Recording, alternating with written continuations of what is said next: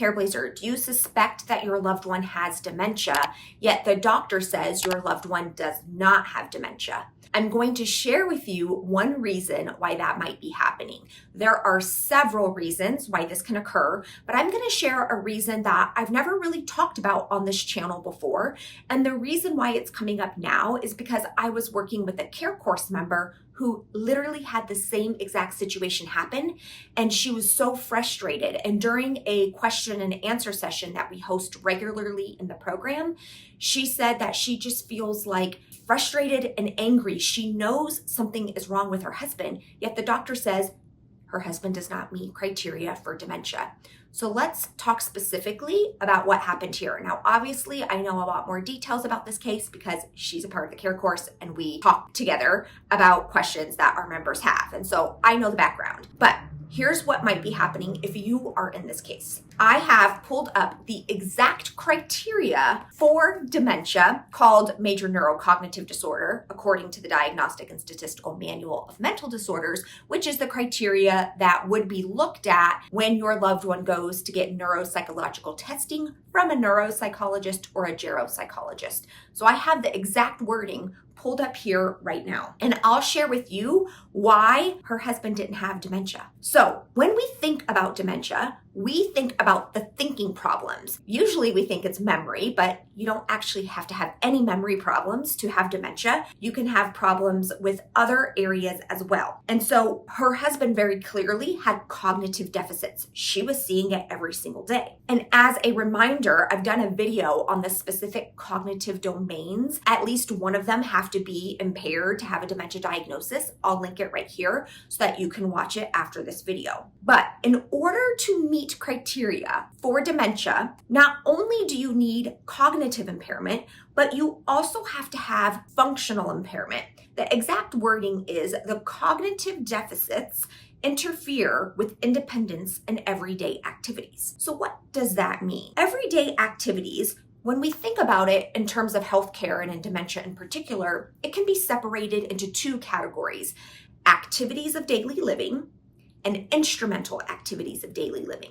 Instrumental activities of daily living include things like driving a car, managing medications, being able to use a phone, dial a number, cooking meals, managing finances. It's a little bit more like higher level stuff. It's called instrumental activities of daily living. So that's one area of functioning. The other area of functioning, just basic activities of daily living, that's going to include more basic activities such as dressing, grooming, showering, toileting. And what this criteria of the cognitive deficits interfere with independence and everyday activities, it means that the person's functioning is impaired because of their cognitive deficits. So we certainly, if somebody was born with a physical handicap that prevented them from being able to walk, well then we wouldn't count that against them to determine whether they met this criteria in dementia. Their inability to walk has nothing to do with dementia. However, if because of the dementia, now they were starting to struggle with walking, they were not knowing where to put their footing, they were falling a lot, well now certainly that would meet this criteria. In order to meet the dementia diagnosis, like the category of dementia, you have to have impairment in both. Meaning both impairment in thinking as well as in activities of daily living. Now, I just mentioned there are two different types of activities of daily living, one of them being instrumental and one of them being basic. So instrumental, things like paying bills, managing meds, driving a car, and things basic would be more bathing, toileting, dressing, eating. In order to actually qualify for a dementia diagnosis, you technically only need to show impairment in instrumental.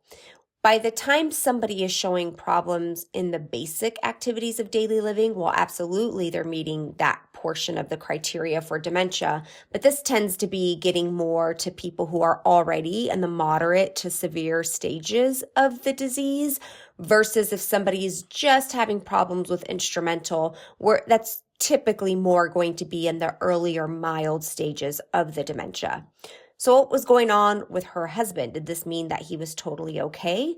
Well, absolutely not. So he wasn't showing the functional impairment piece, but he was showing thinking problems. And in this case, his doctor ended up diagnosing him with something called mild cognitive impairment. You can think about this as a stage between normal thinking and dementia. For some people, when they have mild cognitive impairment, they will progress to dementia. For some people, they won't progress to dementia and they will stay in mild cognitive impairment. Other people, they will improve and go back to normal thinking. That is why it is so important at the first signs of any sort of thinking challenges or troubles, we want to do whatever we can to improve our health and follow healthy behaviors and lifestyle. Ideally, you're doing it here in the normal thinking stage because research shows that by the time thinking symptoms show and people start to show signs of dementia, the changes have been happening in the brain for up to 20 years. So I think a lot of us have challenges with the prevention piece. It's easy to just take our health and everything for granted. But at the first sign of problems, then we start to do a lot. We want to do as much as we can in the normal stage. However, if somebody's in the mild cognitive impairment stage, you certainly want to do all of the effort possible to live the healthiest lifestyle to hopefully keep them in the mild cognitive impairment stage, or ideally move them back to normal thinking. That isn't possible for everyone, but it is possible. The other thing that's important to mention here is that people in the mild cognitive impairment stage, like not everybody actually has to go through that stage before they develop dementia. There are some people who have totally normal thinking and then they can just jump to dementia. That is typically what happens when we think about a vascular dementia. I should say it often happens in people who have vascular dementia. This would be an example of somebody who had a stroke, and after the stroke, they had significant impairment in their functioning and their thinking. And after rehab and all of the things that they've tried, their thinking never improved back to the point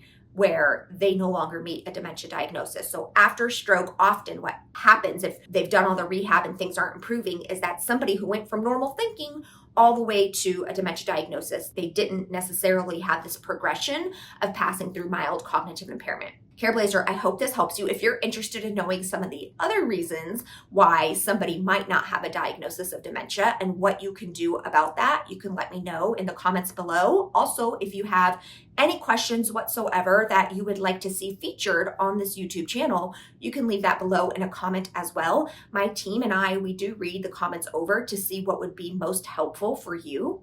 If you haven't hit the red subscribe button, it's totally free to do so. And then most importantly, if you'd like to learn more about the Care course and join us for Q&As like I had with this Careblazer, there's a description in the link you can click on to learn more. I am sending you so much love. Bye. Also, Nico gets a belly rub for every person who subscribes from this video. So if you haven't already, click the red subscribe button. It's totally free, and Nico says thank you very much.